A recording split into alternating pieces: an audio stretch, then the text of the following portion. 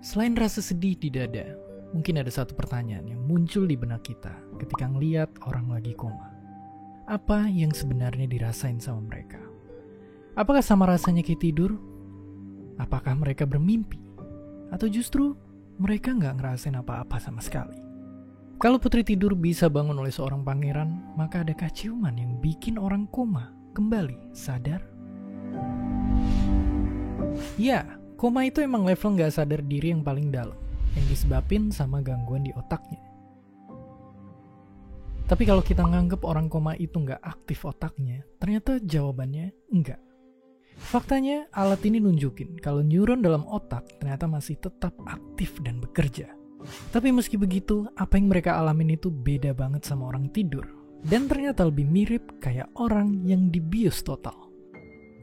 Artinya mereka masih bisa dengar, tapi otaknya nggak bisa memproses atau bahkan ngerespon apapun bunyi yang masuk ke telinga. Oke, kalau gitu, apakah orang yang baru sadar dari koma bisa ingat kejadian yang ia alami? Jawabannya bisa jadi ada dua. Ya, ada orang koma yang ngerasain kehadiran orang-orang terdekat, tapi ada juga yang nggak ingat sama sekali. Semuanya tergantung seberapa parah kondisinya. Ini karena ada dua jaringan utama pengatur kesadaran di otak yang terganggu waktu koma.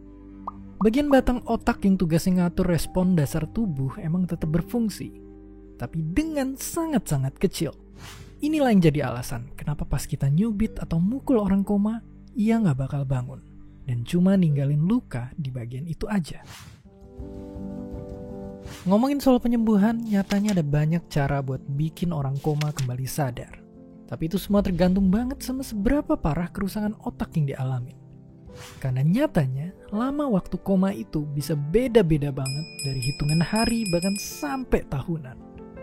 Walaupun kelihatannya mustahil, ternyata ada pembalap hebat ini yang kecelakaan waktu main ski dan bikin ia koma selama 6 bulan.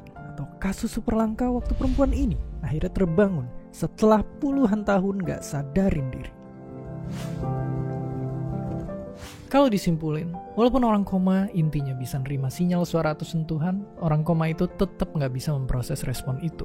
Tapi, meski pulangnya kecil, sinyal-sinyal dukungan lewat bunyi, suara, atau sentuhan bisa saja sampai di otak mereka dan munculin lagi peluang untuk bangun dari kehampaan yang panjang. Dan seperti biasa, terima kasih.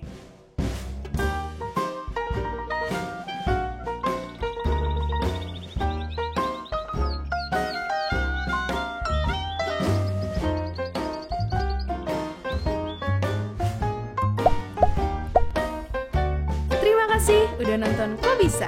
Punya pertanyaan lagi? Tulis aja di kolom komentar di bawah. Keep asking and stay curious.